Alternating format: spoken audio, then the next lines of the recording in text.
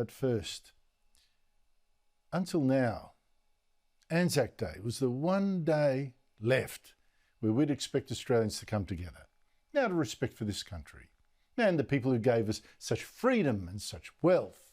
It was the only day, because Australia Day, of course, that's been ruined. That's now all about division. We've got Green councils refusing to celebrate what they call Invasion Day instead, and activists even use Australia Day to preach civil war. This is a war! You can also forget the Queen's birthday, or now the King's birthday. That's just the holiday now. Republicans sure don't celebrate it. So we had only Anzac Day left, you know. Other countries have got their national days, more than one often. We just had Anzac Day, but no longer. I mean, this is tragic.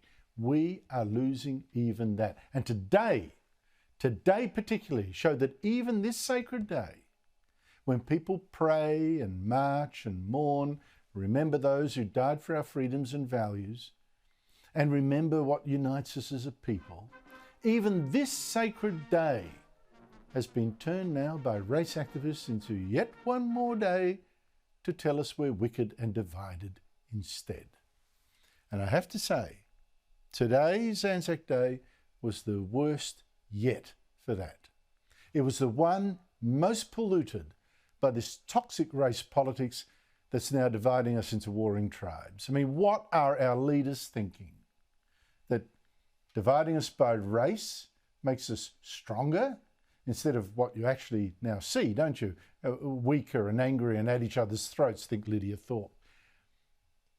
Today's dawn services started with a welcome to country, as if Australians with fathers and sons and daughters, maybe, who died for this country still needed to be welcomed to it, like it wasn't really theirs, the countries that their relatives had spilled their own blood for. This, for instance, is from Melbourne's dawn service. Welcome all their friends to the lands of the Bunurong.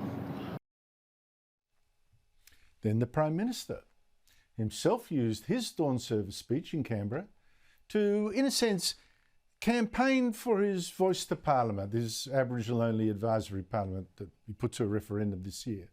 He actually dragged in more race politics, accusing his country of stabbing soldiers with Aboriginal ancestry in the back. We must acknowledge the truth that Aboriginal and Torres Strait Islander people who donned the khaki fought harder for Australia than Australia was sometimes willing to fight for them. On it went. The Australian War Memorial even held a separate service just for soldiers identifying as Aboriginal, as if their war, it was some different one completely. It was fought as a race apart, when in fact someone like Captain Reg Saunders, himself the son of a World War I veteran, served as a leader of men of all races, of men who were simply Australians under one flag.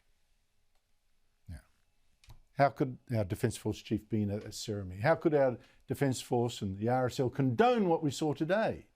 Racial division, even in our mourning, even on Anzac Day. How? When the Governor-General, who was once head of our armed forces, General himself, today said the greatest thing about Anzac Day was to march with your mates, and not with your race. Marching with your mates is one of the most satisfying of life's experiences. We are a people who care, and we look after our mates and our neighbours. That is part of the Anzac legacy that we are all part of and that we all own. So today we had this perversion. This Anzac Day, which was meant to unite us, is now designed to divide. It's as if Australian servicemen died united, so foolish Australians today could live divided by race. And what an insult to the dead. I tell you, this new racism, it's a cancer, and it's going to destroy this country if we don't wake up and resist this evil that just wears the mask of compassion. Anzac Day. Australians fought side by side for their country. Let's not dishonour that sacrifice by mourning apart.